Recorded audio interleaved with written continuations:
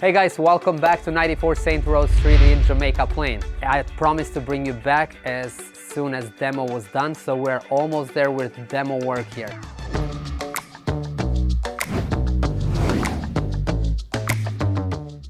Before I show you around, let me talk about this project a little bit. So it's 2 units that we have.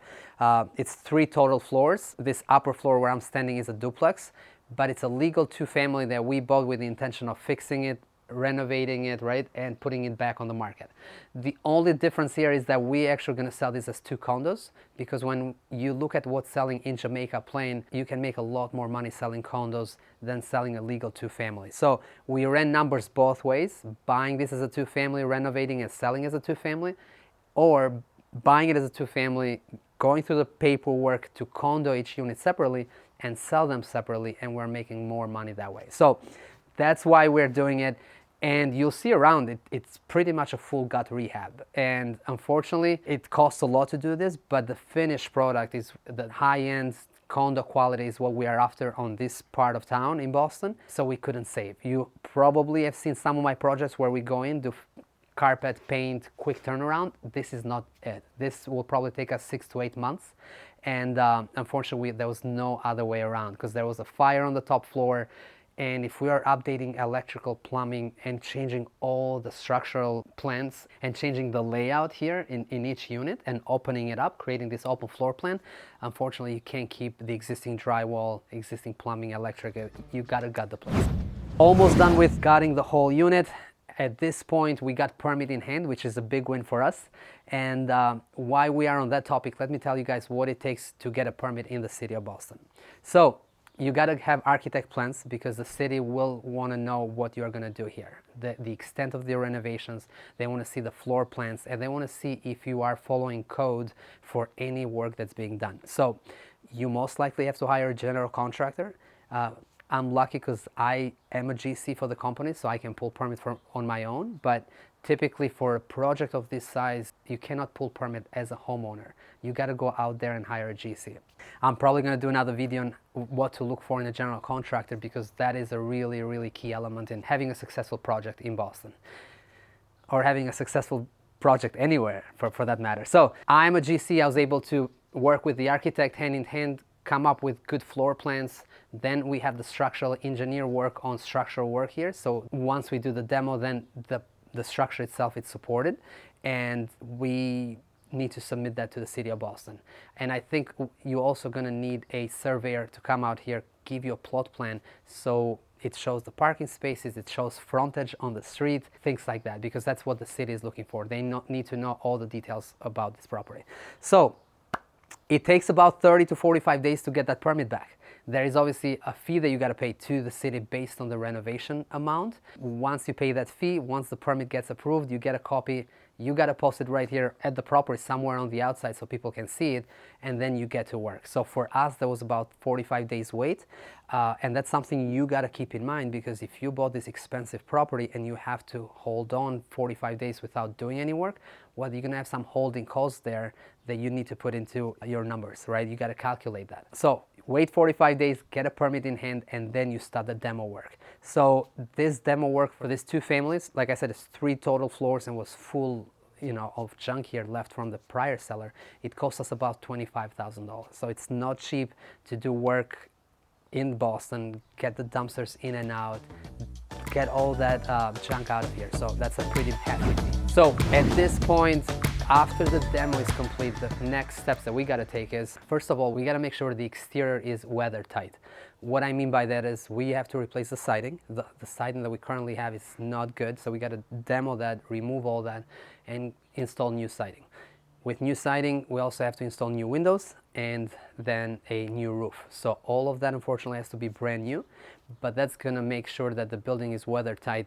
We don't have any leaks. Then we can easily work inside, even if this takes us into the winter months. So that's step 1 for us. And then once this is all cleaned up, take all the nails out of the walls, clean up the flooring, then we can start working on the structural components. So we're going to demo this middle wall that's supporting the upper floor, structurally reinforce it, but then we're going to frame for new construction windows. We're going to frame the new layout that we created as far as new doors, new closet space, HVAC rooms, all of that stuff. So framing happens next. Once framing is 100% complete, then the rough electric and rough plumbing is next. So we got to have all these guys lined up, and for me at this point in time, that's what I'm doing. I have my plans and I have the building that I can walk, so I'm bringing all these guys in for quotes. I try to get anywhere from 2 to 3 quotes per trade, because I want to make sure that I'm getting a good price for the work, but I also want to make sure that the contractor is available.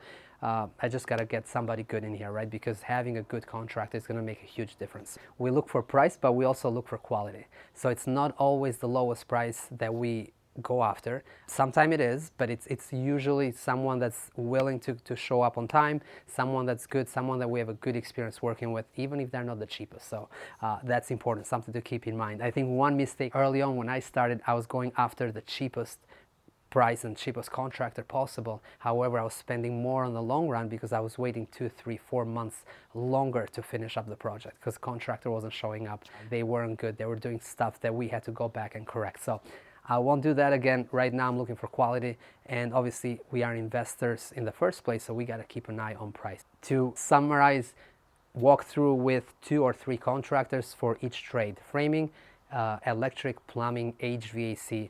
And some of these guys are repeat contractors for us, so they get our work regardless, but I still want to compare prices. So we'll do the walkthrough, get these guys lined up. Once we get our framing complete, they do their installation and they go for a rough inspection for electric and plumbing.